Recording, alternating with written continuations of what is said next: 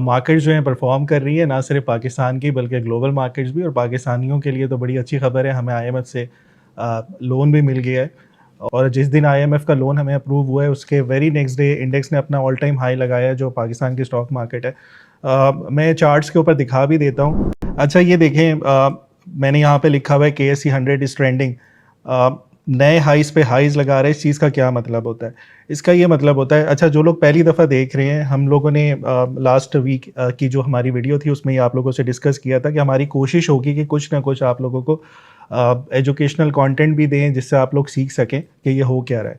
तो सबसे पहला पॉइंट मैं यहाँ पे डिस्कस करूँगा कि बुलिश ट्रेंड, KSE 100 जो है वो बुलिश ट्रेंड में है। बुलिश ट्रेंड क्या होता है बेसिकली, वो मैं आपको बता देता हूँ यहाँ पे। एक डेमो मैंने बनाया हुआ है। यहाँ पे ये देखिएगा कि जब मार्केट नए हाइज लगाती है और उसके बाद थोड़ी देर के बाद या कुछ दिनों के बाद, कुछ कैंडल्स के बाद या कुछ सेशंस के बाद वो नीचे आती है, एक हायर लो डिफाइन करती है, फिर दोबारा बढ़ती है, हायर हाई बनाती है एंड देन हायर लो बनाती है। सो जो बुलिश ट्रेंड की डेफिनेशन है यहाँ से डिफाइन होती है कि series of higher highs and higher lows. जब तक series of higher highs and higher lows लगते जाएंगे उस टाइम तक आपका जो ट्रेंड है वो बुलिश रहेगा, ट्रेंड अच्छा रहेगा, बढ़ता हुआ नज़र आएगा, उसकी कीमत बढ़ती हुई नज़र आएगी। यहाँ पे अगर आप ये देखें, ये सीधा स्ट्रेट अप जाए जा रहा है और जो इसने पिछले लोज डिफाइन कर रहे हैं वो दोबारा कभी रीटेस्ट नहीं होते। तो दो जब हायर हाइज लग जाएं या दो हायर लोज लग जाएं, इसके बाद आपका ट्रेंड जो है वो बुलिश में चला जाता है। इसी तरीके से जब आपकी बेरिश सिनेरियो होता है, उस केस में आपका जो है lower highs and lower lows लगते हैं, वो इसके अपोजिट होते हैं। वो हम आगे कभी जब इस तरह का कहीं सिनेरियो बनता हुआ नज़र आ रहा होगा वहाँ डिस्कस करेंगे। सो सबसे अच्छी बात यहाँ पे ये है कि अभी तक आपकी मार्केट पे या 100 इंडेक्स के चार्ट के ऊपर higher highs and higher lows लगते हुए नज़र आ रहे हैं। अभी कल ये थर्सडे को ही इसने अपना जाके नया हाई लगाया, ये नया हाई था और अब ये शायद नीचे थोड़ा सा है और हायर लो बनाए। सो ये बहुत अच्छा साइन होता है जिस चार्ट के ऊपर भी इस तरीके का पैटर्न बना हो, higher highs and higher lows का। ये फिनोमिनल बुलिश ट्रेंड्स होते हैं, बड़े खूबसूरत बुलिश ट्रेंड्स होते हैं। अभी इसी अपने आगे चल के देखेंगे हम कि ग्लोबल मार्केट्स के ऊपर भी ऐसे बुलिश ट्रेंड्स बने हुए हैं, गोल्ड के ऊपर भी यही higher highs and higher lows बने हुए हैं। सो एक पॉइंट तो बहुत यहाँ पे वाजे नज़र आ रहा है, वो ये कि 100 इंडेक्स के ऊपर आप का बहुत खूबसूरत सा बुलिश ट्रेंड बना हुआ है। सो ये पहला पॉइंट है जो बहुत ज़्यादा इसकी वेट यहाँ पे देता है कि आपका ट्रेंड बुलिश चलता हुआ रहा है और अभी यहाँ पे कोई साइंस ऐसे नहीं है कि आप डिफाइन कर सकें कि ये टॉप है मार्केट का। उसके बाद दूसरी बात पे आते हैं। यहाँ पे कुछ कैरेक्टरिस्टिक्स हैं चार्ट के, यहाँ से हम आइडिया लगा सकते हैं कि जो लास्ट आपकी कंसोलिडेशन फेज था, जो स्टैंड किया था ये दिसंबर से लेके फेब तक, वो तकरीबन 55 सेशंस का था। 55 सेशंस का ये मतलब है कि जब इसने जाके यहाँ पे नया हाई प्रिंट किया उसके बाद ये नीचे आया एंड देन कंसोलिडेट हुआ। ये कंसोलिडेट होना ये बहुत अच्छा साइन होता है। ये रेक्टेंगल की शक्ल में यहाँ पे बना हुआ था। उसके बाद इसने 55 सेशंस लिए उसको ब्रेक करने में एंड देन फिर दोबारा यहाँ से मार्केट रैली कर गई 65,000 से लेके 82,000 तक। मुझे याद है अच्छी तरीके से कि जब ये दिसंबर 2023 पे हाई लगा था 67,000 का, सो बहुत से लोग ये प्रेडिक्ट कर रहे थे कि ये शायद इसका हाई लग गया है मार्केट का और उसके बाद यहाँ से मार्केट नीचे आ जाएगी, लेकिन इसने बहुत अच्छे तरीके से 59,000 को सस्टेन किया था, कंसोलिडेट हुआ। जितनी बड़ी कंसोलिडेशन होती है उतनी अच्छी ये रैली बनाता है। सो 55 सेशंस तकरीबन 2.5 महीने की कंसोलिडेशन थी और उसके बाद इसने दोबारा से एक नया ज़बरदस्त ट्रेंड बनाया था। अभी कुछ दिन पहले यानी कि अगर आप ये देखते हैं, जो जुलाई का हाई लगा हुआ था आपका 82,000 का और अब जो इसने दोबारा से एक नया हाई लगाया 82,700 या 900 के करीब का, इसको ब्रेक करने में, दोबारा नए हाई इसको ब्रेक करने में इसने 47 सेशंस लगाए। ये ऑलमोस्ट सिमिलर पैटर्न है जो हमने यहाँ 65,000 के ऊपर देखा था। सो ये अगेन अच्छा साइन है। ये 47 सेशंस की कंसोलिडेशन है। इसका ये मतलब है कि यहाँ से ये आप एक नई लेग जो है वो एक्सपेक्ट कर सकते हैं कि ऊपर की तरफ की दोबारा बनना शुरू हो जाएगी। अगेन ये बुल्स के लिए बड़ा अच्छा पॉइंट है। आगे चलते हैं। एक और पॉइंट मैं यहाँ पे रखूँगा। इस पॉइंट के ऊपर आते हैं। यहाँ पे ये देखिएगा कि ये एक EMA है, एक इंडिकेटर है, एक्सपोनेंशियल मूविंग एवरेज इसको बोलते हैं। चार्ट के ऊपर अगर आप देखें, जब भी ये यहाँ पर इसको टेस्ट किया है इंडेक्स ने, जो मैं आपको कह रहा था 59,000 के ऊपर आया, टेस्ट किया, उसके बाद ये दोबारा से रैली करता हुआ शुरू हो गया। और यहाँ पे भी अगर आप देखें इस जगह पे 45,000 के ऊपर भी इसने रीटेस्ट किया। अगेन ये 49,000 से आया, करेक्शन हुई, 10% मार्केट ड्रॉप हुई, इसको टेस्ट किया और उसके बाद ये बढ़ना शुरू हो गया। इसका ये मतलब है कि ये जो EMA है, ये यहाँ पे मैंने 89 लगाई हुई है। अब 89 क्यों लगाई हुई है ये मैं आप लोगों को एक टास्क दे देता हूँ, असाइनमेंट दे देता हूँ, कमेंट्स में करके बताएं वाई 89। मैंने 88 क्यों नहीं लगाई, मैंने 65 क्यों नहीं लगाई, मैंने 42 क्यों नहीं लगाई, मैं 89 पे ही क्यों गया, ये 89 की क्या सिग्निफिकेंस होती है।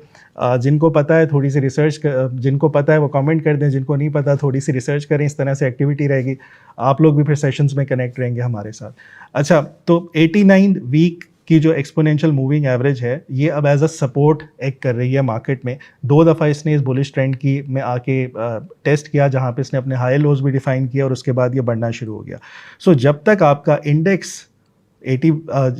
इंडेक्स इस EMA 89 से ऊपर है, उस टाइम तक आप ये नहीं कह सकते कि मार्केट का ट्रेंड ख़त्म हो गया या बेरिश ट्रेंड में चली गई है।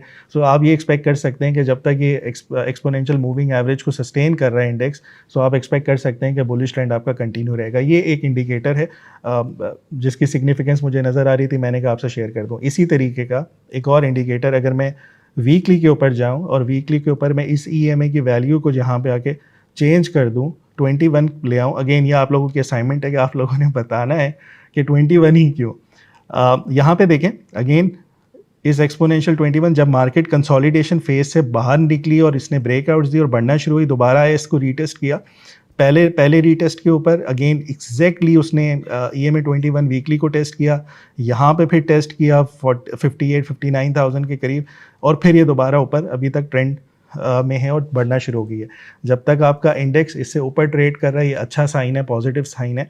और अगेन जिसको क्या कहते हैं, अभी तक जब ये टेस्ट नहीं किया, दोबारा से तीसरी दफ़ा अगर करता है तो लगता यही है कि इसके टेस्ट के ऊपर इंडेक्स दोबारा बाउंस कर जाएगा, या तो इंडेक्स नीचे आएगा या EMS के साथ साथ चलती भी ऊपर चली जाएगी। सो ये 2 इंडिकेटर्स हैं उन लोगों के लिए जो इंडिकेटर्स को बेसिकली यूज़ करते हैं EMS का, जिनको नॉलेज है। अगले सेशन में अगली जो वीडियो होगी उसके ऊपर इसके डिटेल से बात करेंगे। पहले मैं आप लोगों का आंसर जानना चाहता हूँ, उसके बाद फिर इसके ऊपर डिटेल से बात करेंगे। 3 मेरे पास इंडिकेटर्स अब ऐसे हो गए हैं जो मुझे बुलिश साइंस दिखा रहे हैं। अमार की तरफ से मैक्रो लेवल्स के ऊपर हमें 8 इंडिकेटर्स मिले जो जिसका इम्पैक्ट पॉजिटिव आना चाहिए था। अभी तक हम टेक्निकल्स के ऊपर डिस्कस कर रहे हैं। यहाँ पे एक और पॉइंट मैं रखूँगा कि जो आपका अगला महीना शुरू हो रहा है अक्टूबर का, 2024 अक्टूबर, सो सीजनल्स के ऊपर जो अक्टूबर का महीना है वो बेहतरीन महीना साबित होता है। अगर हम पिछले 10 ईयर लास्ट 10 ईयर्स का डेटा देखें तो लास्ट 10 ईयर्स में इसने तकरीबन 2 दफ़ा अक्टूबर के महीने में नेगेटिव क्लोजिंग दिखाई है, और वो भी कोई बहुत बड़ी नेगेटिव नहीं थी, मार्जिनली थी। इंडेक्स ऊपर गया और उसके बाद जहाँ पे शुरू हुआ था वहीं आके क्लोज हो गया। इसका ये मतलब है कि पिछले 10 साल में से 8 महीने ऐसे हैं अक्टूबर के जिसमें आपका इंडेक्स या मार्केट जो है वो बुलिश रही है। सो हम आप अभी जो मोमेंटम चल रहा है मार्केट का, हम ये एक्सपेक्ट कर सकते हैं कि अक्टूबर की प्रॉबिलिटी अच्छी है कि आपका इंडेक्स परफॉर्म करता रहे। सो ये मेरे पास 4 पॉइंट्स आ गए हैं। अच्छा, अमार के मैक्रो के इंडिकेटर्स देख के और मेरे आपके ये 4 इंडिकेटर्स टेक्निकल्स के ऊपर देख के दिल तो चाह रहा होगा कि फ़ौरन जाके इन्वेस्ट कर दें लेकिन एक चीज़ है यहाँ पे, वो ये है कि बेयरिश के भी कुछ वेट्स हैं, और एक पॉइंट है यहाँ पे जो मैं डिस्कस करना चाहूँगा, वो ये है कि यहाँ पे एक बेयरिश डाइवर्जेंस क्रिएट हो गई है RSI के ऊपर, जो कि ठीक है। मैं अभी बताता हूँ कि ज़ाहिर है कि मार्केट में अगर बुल्स हैं तो बेयर्स भी हैं। सो राइट नाउ ये इंडिकेटर जो है आपका डाइवर्जेंस वाला, ये सजेस्ट कर रहा है कि यहाँ से इसको थोड़ा सा मार्केट को करेक्ट होना चाहिए। या अगर इसकी डाइल्यूशन की बात करें, एक चीज़ अच्छी है, अभी तक जो आपका 100 इंडेक्स के ऊपर कैरेक्टर है डाइवर्जेंस का, इससे पहले यहाँ पे बना था इस जगह पे, वो डाइल्यूट कर दिया था इंडेक्स ने। डाइल्यूशन का क्या तरीका या सिंक का क्या तरीका होता है कि इंडेक्स आपका नीचे आए और दोबारा से सिंक हो जाए प्राइस के साथ। अभी इस टाइम ये सिंक नहीं है, हो सकता है कि थोड़े से सेशंस दोबारा से नीचे आए, रिमेंबर वन थिंग, हमने 55 सेशंस की कंसोलिडेशन देखी थी लास्ट टाइम, इस दफ़ा 47 सेशंस पे, ऑल्दो नया हाई लग गया, लेकिन हो सकता है 7-8 सेशंस ऐसे हों जिसमें आपका इंडेक्स साइडवेज हो जाए। सो साइडवेज इंडेक्स पे करना क्या है, ये एक अच्छा साइन आप लोगों के लिए यूँ हो सकता है कि आप लोगों को थोड़ी डिस्काउंटेड प्राइस के ऊपर अपने स्टॉक्स मिल सकते हैं। अगर आप हायर प्राइसेस पे लेंगे तो थोड़ा सा आपको वेट करना पड़ जाएगा।